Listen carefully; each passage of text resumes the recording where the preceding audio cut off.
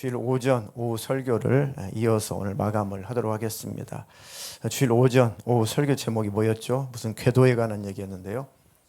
신앙의 정상궤도 또는 안전궤도, 안전궤도에 진입해야 된다. 진입하려면 그런 설교 제목으로 말씀을 드렸습니다.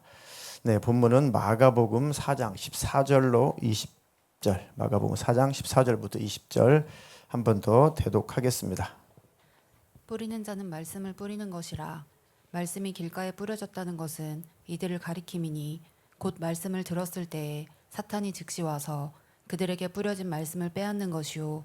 또 이와 같이 돌밭에 뿌려졌다는 것은 이들을 가리킴이니 곧 말씀을 들을 때에 즉시 기쁨으로 받으나 그 속에 뿌리가 없어 잠깐 견디다가 말씀으로 인하여 환난이나 박해가 일어나는 때에는 곧 넘어지는 자요.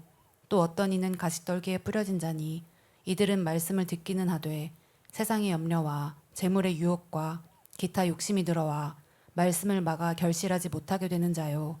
좋은 땅에 뿌려졌다는 것은 곧 말씀을 듣고 받아 30배나 60배나 100배의 결실을 하는 자니라. 아멘. 아멘, 아멘. 제가 말씀을 꼭꼭 이렇게 씹어 먹듯이 이렇게 또박또박 전할 테니까요. 여러분도 말씀을 꼭꼭 씹어서 차근차근 드십시오. 네.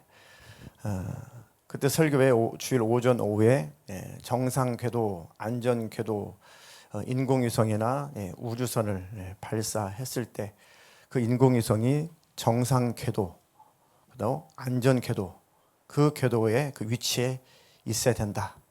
그래야지만이 정상적으로 작동을 하고 쓸모가 있다. 그래서 이 인공위성도 안전궤도, 정상궤도에 있는 것처럼 우리 신앙생활도 정상궤도, 거기다 더 안전궤도에서 신앙생활을 할 수 있어야 된다. 그렇게 말씀을 드렸습니다. 기억나시죠? 네. 우리가 지금 신앙생활을 하면서 어느 궤도에 와 있나? 나는 지금 어느 궤도에, 정상궤도에 와 있나? 안전궤도에 와 있나? 정상궤도 안에서도 안전궤도라는 것이 있었습니다. 그죠?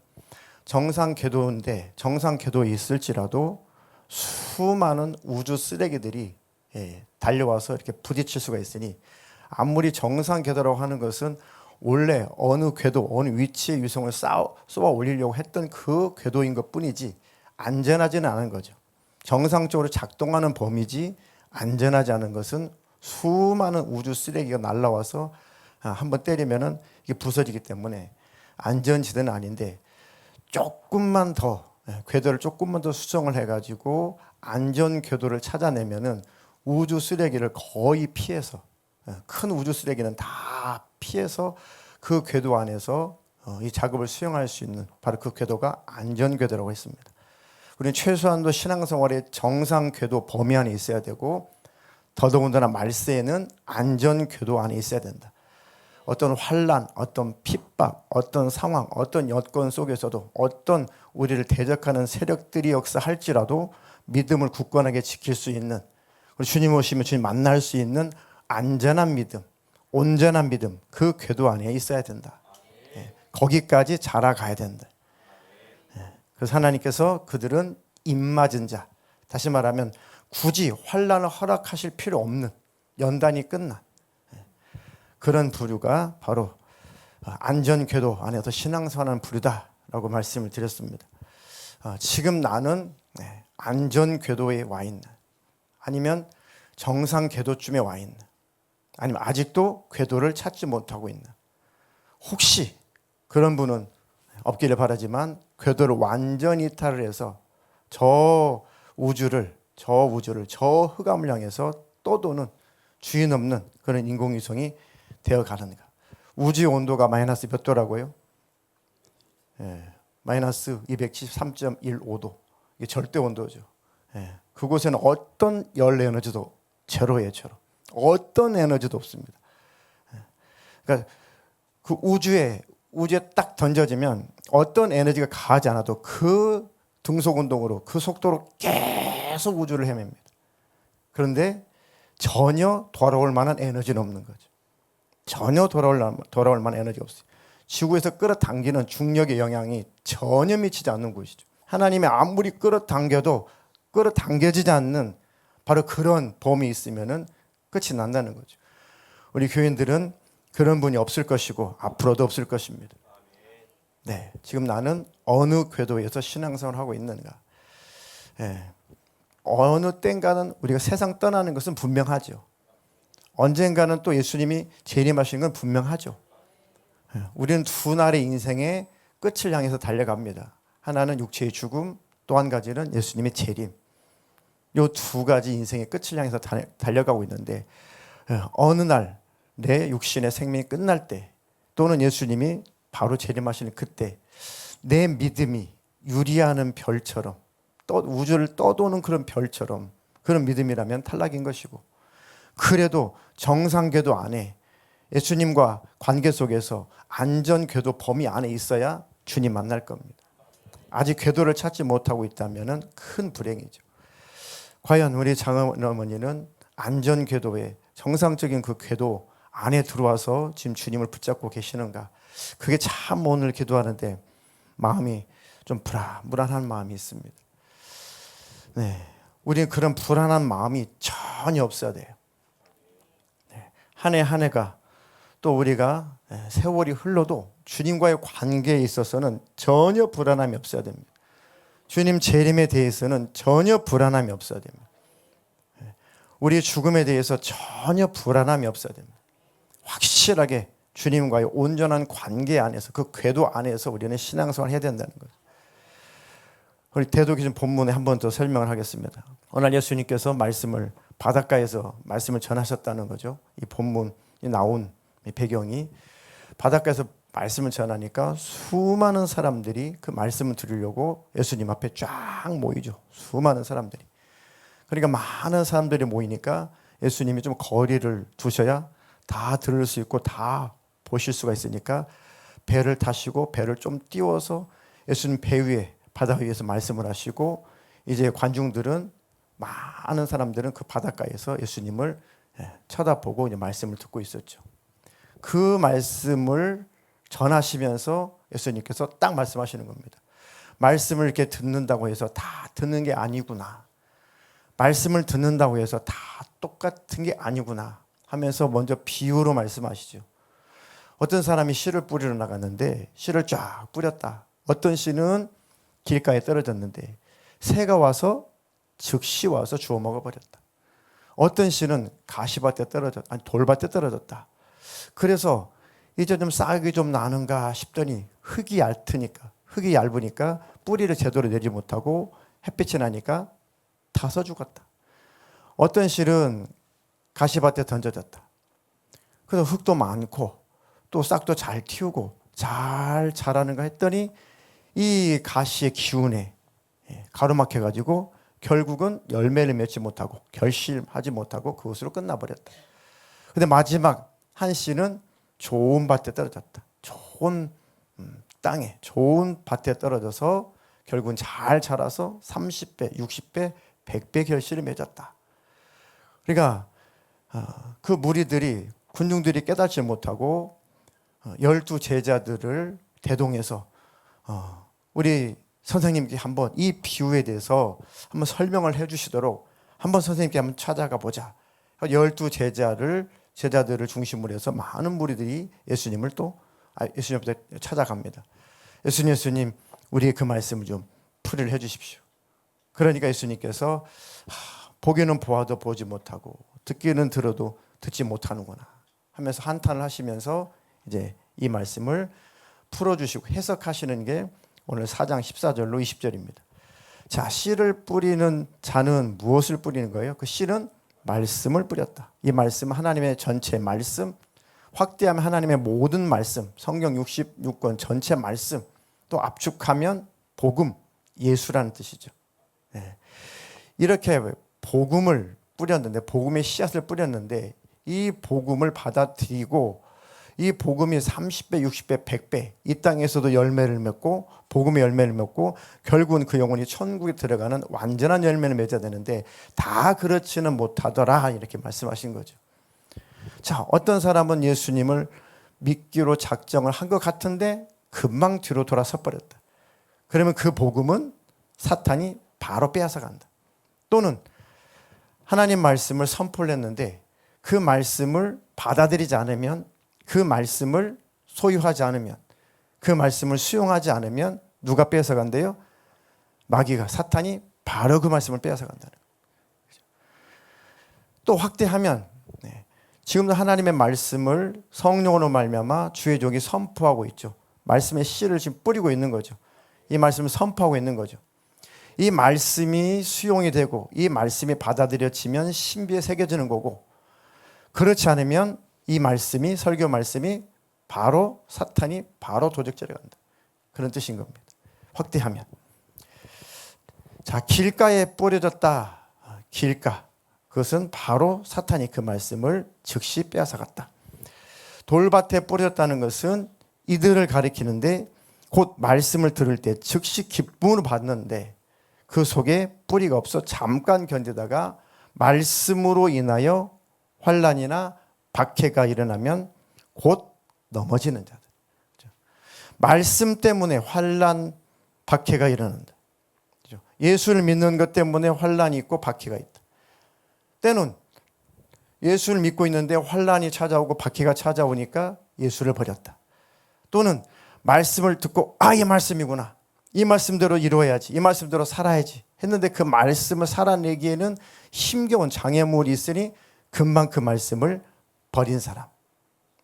자, 그리고 세 번째는 가시밭에 뿌려진, 가시떨기에 뿌려진 자니 그들은 말씀을 듣기는 하되 뭡니까? 세상의 염려, 그 다음에 재물의 유혹, 기타 욕심이 들어와 말씀을 막아 결실하지 못하게 되었다.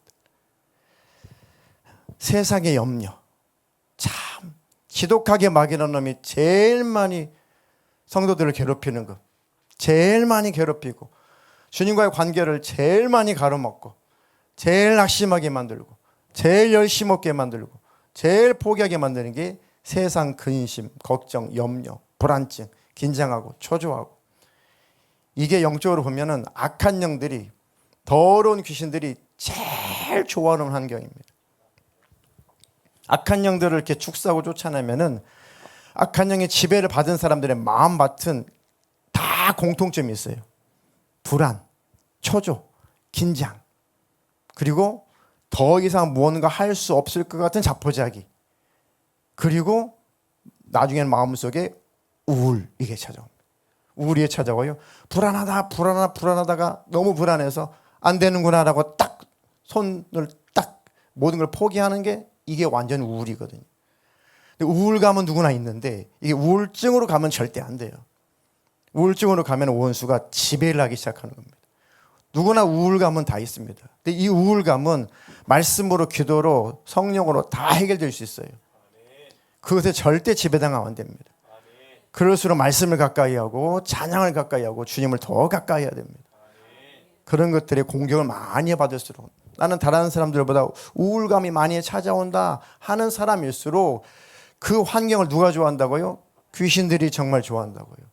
야, 저 사람은 내가 지배하기에 참 좋은 환경을 가졌구나. 늘 불안에 떨고 늘 염려하고 늘 근심하고 늘 힘들고 늘 생각이 어둡고 늘 안 될 것 같고 소망이 없을 것 같고 늘 그런 마음이니 내가 들어가서 지배하기가 참 좋다. 그 악한 영이, 더러운 귀신이 아주 들어가기 위해, 공격하기 위해서 더 거칠게 그런 삶을 만들어냅니다. 다른 사람들보다 그런 취약점이 있다면 정신을 바짝 차리고 하나님 앞에 막 기도하고 하나님께 예배하고 하나님 말씀을 가까이 하고 영적으로 완전히 무장을 해서 그 원수가 절대로 지배하지 못하게 해야 됩니다. 성품상, 성격상 더 우울감이 자주 찾아오는 분들이 있습니다. 성격상, 성품상 더 연약한 분들이 있어요. 이런 분들이 세상적으로 볼 때는 참 착하고 참 그런데 영적으로 볼 때는 영적으로 그 빈약한 틈을 타고 원수는 지배하려고 하니까, 내가 성격적으로, 태생적으로 성향 자체가 늘 좀 우울감에 많이 시달린다 하시는 분들은 더 예수님을 강하게 붙들어야 됩니다. 강하고 담대함이 있어야 돼요. 그래야 이 원수가 지배하지 않습니다. 네. 이런 세상 염려, 재물에 대한 유혹, 기타 욕심 이런 것들이 들어오면 말씀 들어오지 않고, 세상에 들어오면 말씀이 안 들어오죠. 세상이 나를 지배하면 말씀은 안 들어옵니다. 말씀이 들어올 틈이 없죠. 세상의 즐거움이 나를 지배하면 말씀이 들어올 틈이 사라집니다. 그래서 결국은 예수를 중심에서 쫓아내고 세상으로 간다는 것이죠. 좋은 땅에 부러졌다는 것은 말씀을 듣고 그 말씀을 잘 받아서 결국은 30배, 60배, 100배의 열매를 맺는 사람이다. 그러면 좋은 밭, 좋은 땅, 가장 좋은 밭, 가장 좋은 땅, 그건 어떤 상태일까? 기도하면서 묵상을 해봤거든요. 하나님, 그럼 좋은 땅이라는 것은, 좋은 밭이라는 것은 그러면 어떤 심령의 상태일까요? 어떤 심령의 상태일까요? 근데 하나님께서 가르쳐 주시기를 말씀에 가장 좋은 밭은, 가장 좋은 땅은 범사에 감사하는 심령이다. 아, 그렇구나. 범사에 감사하는 심령. 감사는 신앙생활, 감사와 찬양은 신앙생활의 꽃이에요, 꽃. 감사와 찬양이 신앙생활이 꽃이고, 신앙생활의 열매는 사랑입니다. 그렇죠? 그러니까 신앙생활의 꽃은 일단 감사와 찬양의 꽃이 펴야 돼요. 그런 다음에 그 자리에 사랑의 열매가 맺습니다. 아, 그렇구나. 범사에 감사할 수 있는 심령. 이게 좋은 밭이라는 뜻이구나. 그럼 나는 늘 감사하는가? 나는 범사에 감사하는가? 나는 작은 것에도 감사하는가? 그러면 좋은 땅이고 좋은 밭인데, 아, 나는 어느새 감사가 다 사라졌다. 내 안에 감사할 마음이 다 사라졌다. 그러면 지금 가시밭, 돌짝밭, 길가밭 이렇게 점점점 밭이 굳어져 가고 있는 겁니다. 밭에 여러 가지 지금 오물들이 많이 차지하고 있는 겁니다. 잘 한번 생각해 보십시오. 아, 내 안에 감사가 있는가? 내 안에 하나님과 감사가 있는가? 내가 감사 성향이 높은 사람인가? 한번 잘 생각을 해 보십시오. 자, 감사한다는 것은 왜 신앙생활이 꽃이냐면, 감사합니다, 하나님 감사합니다라고 하는 것은 뭔가 지금 하나님으로부터 뭔가 얻은 거예요. 뭔가를 받은 겁니다. 뭘 받은 거예요? 내가 하나님께 감사합니다라고 했다면 내가 뭔가 하나님으로부터 받은 거죠. 뭘 받았어요? 최고의 은혜가 구원이잖아요. 그죠? 기도응답도 받고 또 여러모로 하나님 주신 은혜도 받고 축복도 받고 말씀도 받고 뭐 많이 받습니다. 그게 다 하나님께서 주신 거죠. 그죠? 최고로 우리가 하나님께 감사할 수 있는 것은 정말 구원의 감격입니다. 하나님의 나도 불러주셨구나. 하나님의 나도 구원해 주셨구나. 하나님 나에게도 복음이 깨달아지게 해주셨구나. 하나님의 나도 찾아와 주셨구나. 그게 진짜 그것이 믿어지면 감사가 나와요. 그럼 감사는 결국 믿어졌다는 증거예요. 예수님이 정말 믿어졌다면, 주님이 나를 위해서 피 흘려 죽으시고 부활하시고 내 죄악의 문제를 해결하시고 주님이 나와 함께 계시다는 것이 믿어졌다면 주님께 감사합니다, 감사합니다, 감사합니다가 일생 나오게 됐다는 거죠. 아, 감사하다는 것은, 감사하고 있다는 것은 뭐가 있다는 증거예요? 믿음이 있다는 증거입니다. 예수님 감사합니다, 구원해 주셔서 감사합니다라고 구원의 은혜에 감사했다는 건 뭐가 믿어졌다는 거예요? 나를 구원해 주셨다는 것이 믿어진 겁니다. 아, 감사는 믿음이 있다는 것을 반증하는 거구나, 증명하는 거구나. 그 감사는 단순한 게 아닙니다. 내가 감사하고 있다는 것은 지금 믿음을 지키고 있다는 거예요. 믿어지니까 감사하죠. 천국 갈 수 있다는 게 믿어지니까 감사하죠. 내가 기도했는데 하나님 응답해 주실 것을 믿으니까 감사하죠. 하나님이 나와 함께 하고 계시다는 것이 믿어지니까 하나님께 감사하죠. 아, 그렇구나. 감사를 찾으라는 것은 믿음이 있나 믿음이 없나를 확인해 보라는 거구나. 그럼 내가 지금 감사하고 있다는 것은 내 안에 믿음이 있다는 증거구나. 그 감사는 신앙생활의 꽃입니다. 그리고 사랑의 열매를 맺습니다. 자, 어린아이에게 어릴 때 우리 아이에게 누군가가 뭐 사탕을 준다든지 뭐 용돈을 이렇게 주신다든지 이렇게 하면 아이들한테 어린 아이 때부터 뭘 가르쳐요? 감사를 가르치죠. 빨리 감사합니다 해. 고맙습니다 해. 빨리 인사해. 이렇게 하잖아요. 어린 아이한테. 그리고 고집 부리고 막 안 하면 어떻게 돼요? 저는 우리 큰애한테 한 번 몇 살인지 모르겠는데 좀 어렸을 때인데 누구한테 인사하라고 했는데 인사를 안 해요. 끝까지 안 해요. 얼마나 무한하든지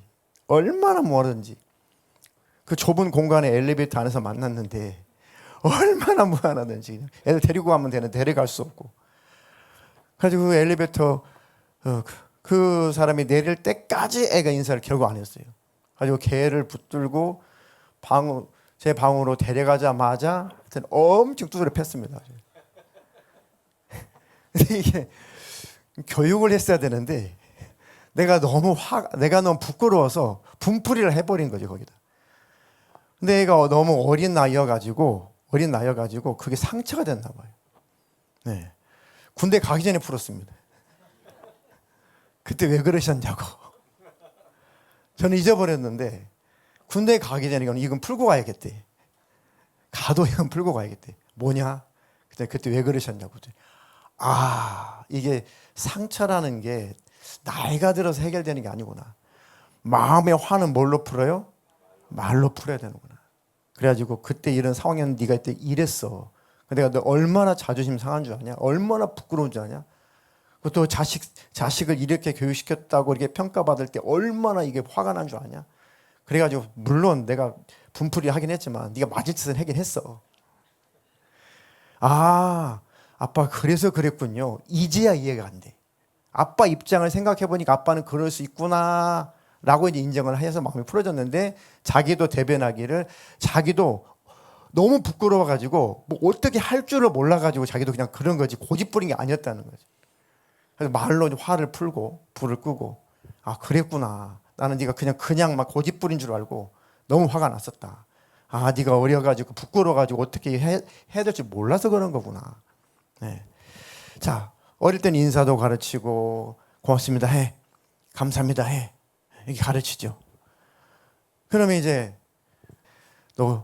누가 뭐 이렇게 좀 주시면 고맙습니다, 감사합니다 해야 된다. 지금 가르쳐요, 안 가르쳐요? 안 가르치죠. 왜요? 성장했으니까요. 장성했으니까요. 네. 그래서 우리가 믿음이 연약할 때는 감사하세요. 이것은 하나님께로부터 받은 은혜를 기억하세요. 하나님께서 받은 사랑을 기억하세요. 무엇보다 예수님이 피 흘려 죽기까지 우리를 구원하신 그 은혜를 기억하세요. 그것이 바로 감사로 표현하는 겁니다 라고 가르치죠. 그러면 믿음이 잘 자랐습니다. 영적인 이제 어른이 됐습니다. 그럼 우리는 하나님 앞에 늘 감사하게 되어 있습니다. 우리가 누가 가르치지 않아도 우리 마음속 하나님 앞에 감사의 마음이 나오게 되어 있습니다. 그렇죠. 그 성령님의 열매 가운데 뭐가 없어요? 감사가 없는 거예요. 예수님 말씀하신 7가지, 8가지, 8가지의 복 중에 감사하는 자는 뭐 천국이 저희 것이고 없어요. 왜 그럴까요? 이것은 당연한 거예요. 예수를 만난 자는 당연히 심령 안에 감사가 있기 때문에 그렇습니다. 이건 열매가 아니고 이것은 믿음인 거예요. 감사는 곧 믿음인 거예요. 이해가 되시죠? 감사는 곧 믿음인 거구나. 믿음이 있다는 증거로 감사가 나오는 거구나.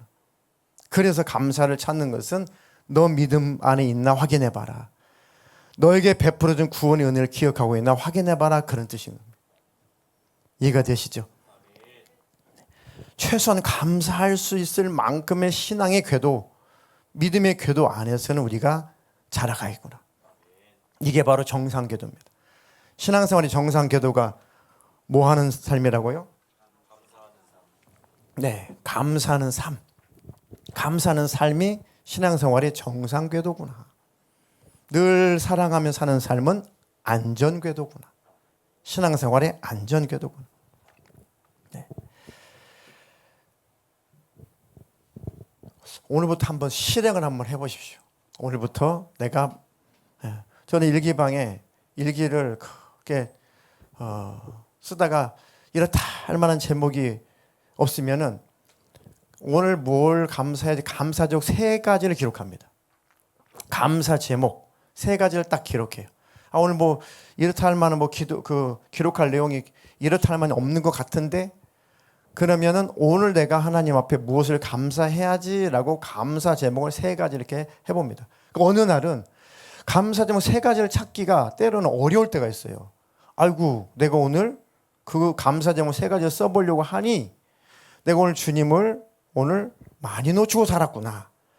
내가 생각과 마음을 많이 주님께 집중하지 못했구나. 그러니까 주님을 향해서 감사 제목 3가지를 찾기에 바쁘지. 그러니까 늘 주님과 친밀하고 주님과 동행하고 주님과 함께 한다면 그날 감사 제목 3가지를 찾는 것은 쉽게 찾을 수가 있습니다. 이해가 되시나요? 그러니까 여러분들 한번 하루에 3가지 이상 감사하기 한번 해보십시오. 3가지 이상씩 감사해보기. 한번 실행해보세요. 3가지. 그래 3가지. 전 한 가지 찾았어요. 하나님 김치를 씻어서 먹을 수 있어서 감사합니다. 김치를 씻어서 먹을 수 있어서 감사합니다. 이게 진짜 경험해보신 분 알죠? 야, 김치를 씻어서 먹을 수 정말 이렇게 맛있구나. 이렇게 김치를 씹어서 먹을 수 있어서 정말 감사합니다. 그전에는 겉절이에 먹을 때 감사할지 몰랐을까요? 김장김치, 그 매운 김장김치 속 시릴 때까지 먹었는데 그거에 감사할 줄 몰랐을까요? 사람이 그런 겁니다. 그럼 평소에 저나 여러분들이나 감사의 제목을 찾으시기를 주님의 이름으로 축복합니다. 네. 그러면서 하나님 앞에 요즘에 기도하는 기도 제목이 있습니다. 하나님, 우리 교회가 다음 단계는 뭐죠? 다음 스텝은 뭐죠? 계속 기도하는데 이렇다 할 만한 하나님의 메시지가 없어요. 이렇다 할 만한 하나님의 음성이 없어요. 이렇다 할 만한 하나님의 사인이 없어요. 왜 그러시나? 작년에도 이 기도를 했고 올해도 이 기도를 하는데 하나님 우리 교회 다음 스텝이 뭐죠? 뭐 하는 거죠? 뭐 선교하는 거예요? 하나님 뭐 하는 거예요? 뭐 대안학교 하는 거예요? 뭐 하는 거예요? 저희 하나님 다음 스텝이 뭐예요 도대체? 막 기도하는데 작년에도 이 기도를 좀 했거든요. 근데 이렇다 할 만한 마음의 깨달음이 없어요. 올해도 그랬어요. 근데 이번에 한 주간 몸이 불편하면서 막 기도하는데 주님께 깊게 집중해서 이렇게 혼자서 기도하는데 마음속에 하나님께 이런 마음을 딱 주시는데 이거구나. 그 세면 음성을 내 생각이 가로막고 있었구나. 세면 음성을 내 생각이 내 계획이 가로막고 있었구나. 굉장히 거창한 것 같은데 하나님께서 마음의 깨달음을 주시기를 교회는 시대에 따라 새로운 사역을 시도하는 것이 아니다. 그럼 뭐죠? 가장 기본, 가장 핵심, 오직 영혼을 구원하는 그 일을 계속적으로 이루어가는 것이 교회가 하는 거야. 제일 중요한 것이 영혼 구원하는 거 아니냐. 이 일에 집중하는 것이다. 시대가 흐른다고 교회는 어디로 가야지, 뭘 해야지? 아니, 교회는 시대가 흘러도, 시대가 지나가고 세월이 흘러도 다른 새로운 모든 사역을 모색하는 게 아니야. 교회는 영혼을 살리는 거야. 이것이 교회의 이유고 목적이야. 다른 거 하지 말고 그 목적으로 일하. 물론 그것을 이루기 위해서는 여러 가지 방법이 있겠죠. 다양한 방법은 있겠죠. 근데 하나님 제 목회는요, 그럼요. 목회도 마찬가지다. 목회를 하면서 시간이 지나감에 따라 어떤 새로운 방향을 모색하는 게 아니야. 단지 목회자나 성도나 예수님을 향하여 더 가까이 가는 일에 열심을 내는 것, 이게 바로 목회하는 거야. 목회자도 예수님 향해서 더 가까이 가고 성도들 예수님 향해서 더 가까이 가고 이렇게 열심을 내는 것이, 열심을 내게 하는 것이 목회야. 그러니까 저는 여러분들이 예수님 앞에 더 가까이 갈 수 있도록, 예수님과 더 친밀할 수 있도록, 예수님과 더 친근할 수 있도록, 예수님과 늘 동행하며 살아갈 수 있도록 계속 저는 안내를 하는 것이고 계속 그 말씀을 전하는 것입니다. 하나님, 그렇다면 어떻게 해야 될까요? 무엇을 위해서 기도할까요? 평소에 기도하는 거 있잖아. 에베소 3장 14절로 19절. 다 같이 한번 읽어볼까요? 시작. 이러므로 내가 하늘과 땅에 있는 각 족속에게 이름을 주신 아버지 앞에 무릎을 꿇고 비노니 그의 영광의 풍성함을 따라 그의 성령으로 말미암아 너희 속사람을 능력으로 강건하게 하시오며 믿음으로 말미암아 그리스도께서 너희 마음에 계시게 하옵시고 너희가 사랑 가운데서 뿌리가 박히고 터가 굳어져서 능히 모든 성도와 함께 지식에 넘치는 그리스도의 사랑을 알고 그 너비와 길이와 높이와 깊이가 어떠함을 깨달아 하나님의 모든 충만하신 것으로 너희에게 충만하게 하시기를 구하노라. 하나님, 우리 교회, 저와 우리 교회 모든 주의 성도들 정말 주님 앞에 무릎을 꿇어 간절히 간구합니다. 성령의 능력으로 말미암아 그 속사람이 그 능력으로 강건하게 해주십시오. 요동하지 않도록 강건하게 해주십시오. 성령의 능력으로 속사람이 강건하면 정상 궤도에, 안전 궤도에 있을 겁니다. 그리고 우리가 성경을 공부하고 설교를 듣고 또 성경을 읽고 또 유튜브에서 또 설교를 듣고 하면서 많은 것을 우리가 얻습니다. 많은 성경의 지식, 또 영적인 지식, 많은 신앙생활의 지식을 우리가 많이 습득을 하죠. 근데 그 지식 말고 진짜 그리스도의 그 사랑을 경험하라는 겁니다. 그 지식 속에 머물러 있지 말고 그 지식 안에 있는 그 그리스도의 사랑을 경험하라는 것입니다.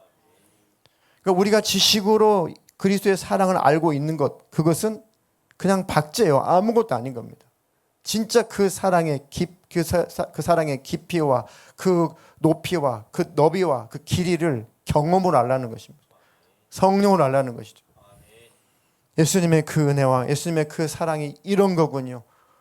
어제보다도 오늘보다도 내일 그 사랑의 깊이를 더 경험하라는 겁니다. 그 넓이를 더 경험하라는 것이죠. 하나님은 사랑이십니다. 달달달 외웠어요. 지식으로 외웠어요. 그런데 그 성령으로 말미암아 그 하나님의 사랑의 실체를 경험해 버린 겁니다. 그때 달라지죠. 우리가 말씀을 공부하고 우리가 열심히 또 성경을 또 공부하고 합니다. 하나님은 이런 분이시구나. 하나님은 사랑이시구나. 하나님 자비로우신 분이구나 라고 우리가 말씀을 통해서 배우죠. 그것으로도 참 좋습니다. 그런데 그것은 시간 지나가면은 내 것이 아니에요. 지나가 버립니다. 진짜는 뭡니까? 성령으로 말미암아 하나님의 그 사랑이, 그 자비가, 그 자애가 심령 안에 확 들어와야 돼요. 그런데 그 사랑이 다시 반사되는 겁니다. 하나님은 그 자애로우심과 자비로움이 나를 통해 또 나타나는 겁니다. 이게 말씀을 가진 자죠. 말씀을 가진 자. 말씀을 배운 자가 아니라 말씀을 가진 자. 말씀을 가진 자는 그 말씀이 삶에서 나타나는 겁니다. 무엇으로? 열매로 나타나는 겁니다. 하나님, 저 우리 교회 성도님들이 그렇게 신앙생활의 안전 궤도 안에 있게 해주십시오. 정상 궤도 안에 있게 하여 주시옵소서. 성도들 위해서 간절하게 하는 기도입니다. 자, 또 에베소 4장 11절로 12절 한번 또 읽어보겠습니다. 시작. 그가 어떤 사람은 사도로, 어떤 사람은 선지자로, 어떤 사람은 복음 전하는 자로, 어떤 사람은 목사와 교사로 삼으셨으니 이는 성도를 온전하게 하며 봉사의 일을 하게 하며 그리스도의 몸을 세우려 하심이라.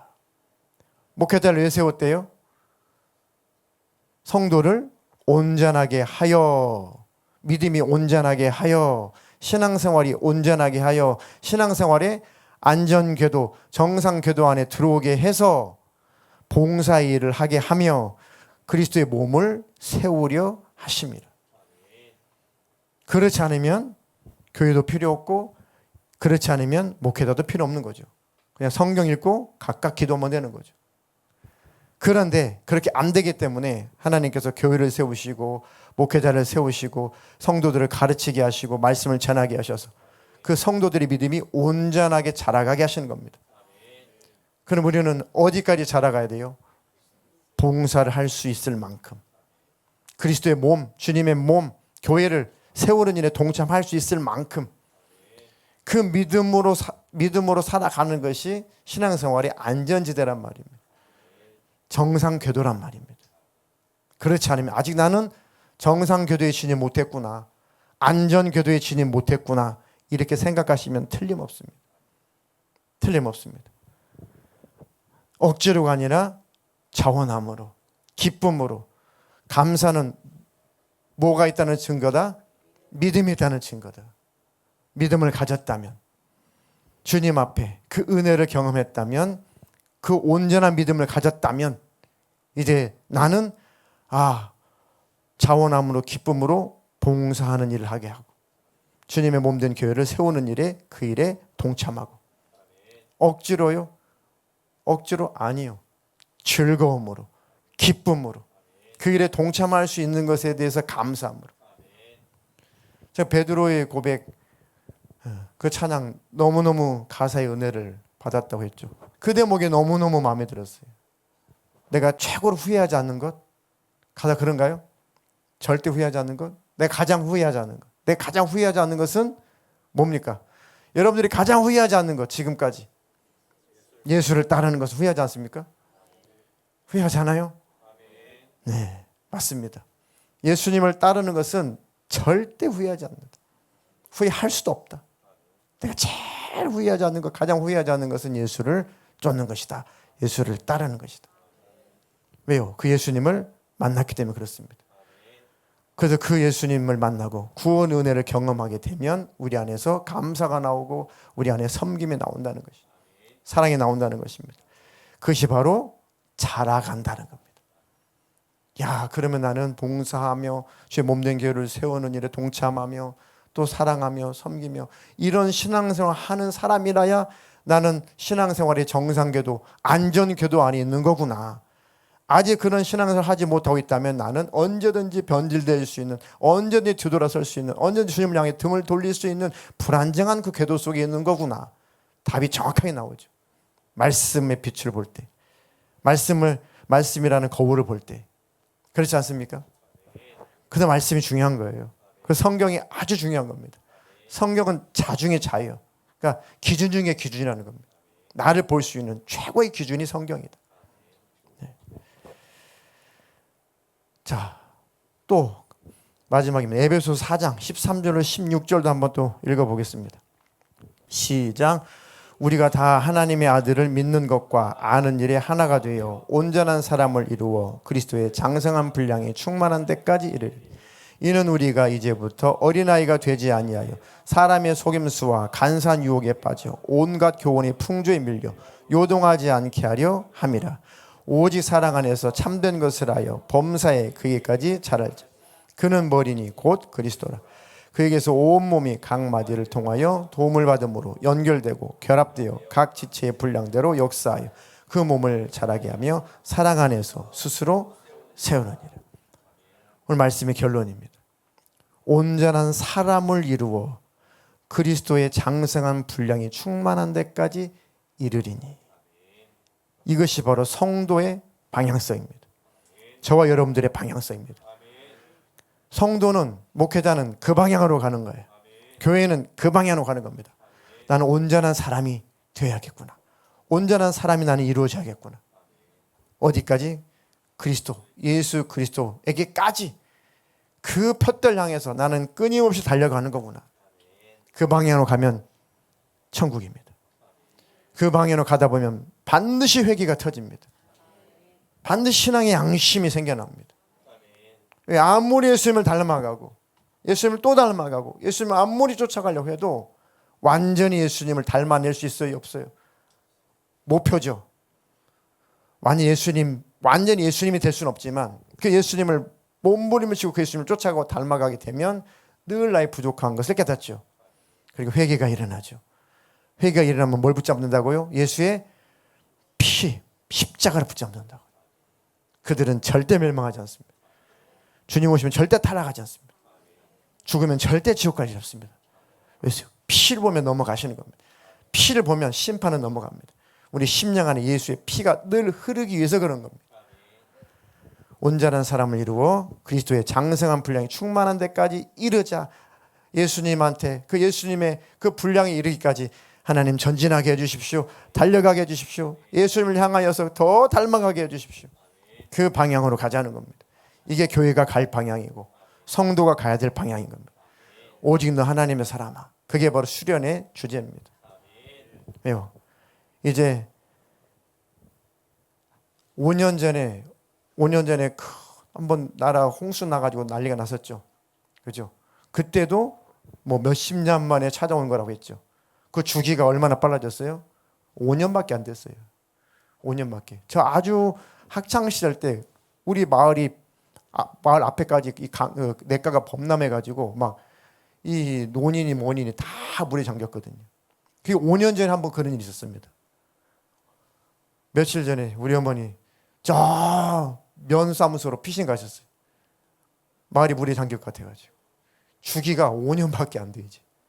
물론 뭐 5년마다 그렇다는 건 아니지만, 그래가지고 피신하셔가지고 구호품 받으시고 오늘 아침에 돌아오시더라고요. 다행히 이제 집에까지 물이 안 들어오고 그 마을 회관 앞에까지 물이 차니까, 마을 회관이 물 차면 우리 집은 그보다 더 낮거든요. 그러면 그냥 수장돼요. 우리 집이 좀 낮아요, 지대가. 그래가지고 군에서 계속 이 노인들만 사니까 시골은 계속 순찰 돌아요.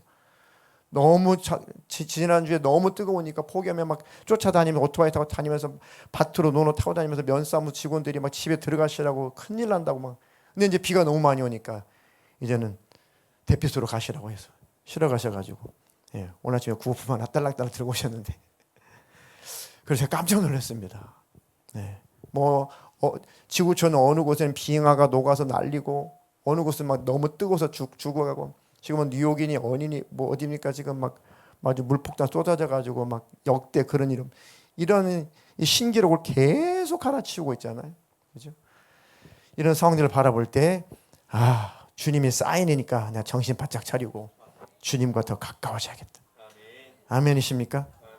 자, 이제는 이런 상황이니 우리가 이제부터는 어린아이가 되지 말자. 신앙생활 영적으로 어린아이가 되지 아니하여 사람의 속임수, 간사한 유혹에 빠져 온갖 교훈의 풍조에 밀려 요동하지 않게 하려 함이라. 왜 우리가 점점 예수님을 닮아가고 예수님에까지 자라가야 돼요? 사람의 속임수, 간사한 유혹, 온갖 교훈의 풍조, 이런 것들 따위에 흘러 떠내려가지 말라고. 이해가 되시나요? 그렇게 갈수록 우리는 계속 예수님 향해서 가야 되는구나. 홍수가 나면 어디로 올라가야 돼요? 높은 지대로 계속 올라가야죠. 네. 높은 데로 올라가야 돼요. 홍수가 나면 제일 안전한 면사무소가 좀 지대가 높거든요. 그러니까 그쪽으로 피신을 해서 갔단 말이죠. 마지막 때는 계속 예수를 향해서 계속 올라가야 된단 말입니다. 세상이 심판의 홍수가 찾아와도 우리는 예수 안에서 안전하다는 겁니다. 세상에 수많은 예수를 믿지 못하게 하는 그런 방해하는 것들이 아무리 찾아올지라도 그 예수 그리스도 안에 거하면 넉넉하게 이길 겁니다. 그래서 15절에 오직 사랑 안에서 참된 것을 하여 범사에 그에게까지 자랄지라. 그는 머리니 곧 그리스도라. 그렇구나. 우리에게 목표점이 있으니, 우리에게 표대가 있으니 얼마나 감사합니까? 그래, 예수님을 닮아가자. 예수님을 따르자. 나를 따라오너라. 직역하면 뭐라고요? 나를 따라오너라. 이것을 직역하면 너는 내 뒤로 가라. 예수님 앞에 서지 말고, 예수님 앞서지 말고, 제발 예수님보다 앞에 가지 말고 예수님 뒤에 가서 예수님을 따르는 얘기입니다. 내 생각으로 내가 앞장서지 말고, 내 계획대로 내가 앞장서지 말고 우리는 예수님을 따르는 겁니다. 예수님께 순종하라는 겁니다. 그에게서 온 몸이 각 마디를 통하여 도움을 받음으로 연결되고, 이거는 교회를 말하는 겁니다. 교회가 서로 성도들이 지체들이 서로 도와주고 섬겨주고 봉사하고 해서 연결되고 하나가 되어간다는 겁니다. 이게 주님의 몸이라는 겁니다. 예, 주님 몸. 발가락이 쓸 게 없다, 할 수 없다. 발가락이 지체 중에 제일 하찮은 것이라고 여기지는 그것이 사람 몸에서 꼭 있어야 될 것이다. 새끼 발가락 없으면 어떻게 돼요? 제대로 뛸 수 있어요? 못 뛰어요. 엄지 발가락 하나 부러지면 어떻게 돼요? 못 걸어요. 중심도 못 잡아요. 그죠? 콧구멍 2개 막히면 폐병 걸려 죽어요. 네. 하나 막히면요. 뚫어야 돼요. 힘들어요. 네. 숨 못 쉬어보니까요. 진짜 힘들긴 하네. 침 못 삼켜보니까 참 힘들어요. 침 한번 삼키려면 이렇게 숨도 안 쉬어져요. 아, 숨 쉴 수 있는 거 감사하구나. 숨 쉴 수 있는 거 감사하구나. 이게 다 성도들이 하나로 연결되고 도와주고 봉사하고, 이 사람은 이런 은사, 저 사람은 저런 은사, 저 사람은 쓸모없는 것 같은데 또 하나님께서 이런 면을 은사를 주셨네. 이 사람은 뭐 쓸모없는 것 같은데 이 사람은 이런 일에 하나님께서 은사를 주셨네. 서로 연결되고 하나가 된다는 겁니다. 그렇게 해서 각 지체의 분량대로 역사해서 온몸 교회를, 주님 몸된 교회를 자라게 하며 사랑 안에서 스스로 세우는 일. 아멘이십니까? 아, 내가 사랑 안에서 주님의 몸된 교회를 세워야지. 이 믿음이, 내가 사랑 안에서 예수님의 몸된 교회를 세워가야지. 섬김으로, 사랑으로 주님의 몸된 교회를 세워가야지. 이 믿음이 있어야 신앙생활의 안전지대예요. 신앙생활의 정상궤도입니다. 교회는 주님의 뭐다? 몸이다. 교회의 머리는 누구시다? 예수님이시다. 다시, 교회의 몸은 누구시다? 예수님은 교회의 뭐다? 머리시고, 교회는 예수님의 또 몸이다. 아, 교회는 예수님의 몸이다. 그럼 우리는 예수님의 지체구나. 지체. 그러니까 우리가 연락되어서, 우리가 하나가 되어서, 우리가 사랑으로, 우리가 섬김으로 하나가 되는 것이 곧 뭘 세우는 거래요? 교회를 세우는 것이고 예수님의 모습을 세우는 거랍니다. 아, 하늘빛의 사랑 교회는 예수님의 모습을 닮아가고 있구나. 이게 교회가 가야 될 방향인 겁니다. 그러면 내가 주님의 몸된 교회를 세워가야겠구나. 내가 주님의 몸된 교회가 예수님을 닮아가도록 내가 이 일에 봉사하고 충성하고 사랑하고 섬기고 하나가 되어가야겠구나. 아멘이십니까? 그런 생각, 그런 마음을 가지고 있으면 신앙생활에 안전궤도 안에 있는 것입니다. 그것이 없으면 안전궤도, 정상궤도 범위를 벗어나는 겁니다. 아, 나는 오늘 신앙생활의 안전궤도 안에 있냐? 나는 정상궤도 안에 있냐? 아니면 궤도 이탈을 했냐? 잘 생각하시면서, 만약에 궤도 이탈을 했다면 하나님 정상궤도 안에 돌아오게 해주세요. 하나님 나를 안전궤도 안에 돌아오게 해주세요. 그렇게 기도하시고 오늘 승리하는 밤이 되시기를 주님의 이름으로 축복합니다. 축복합니다.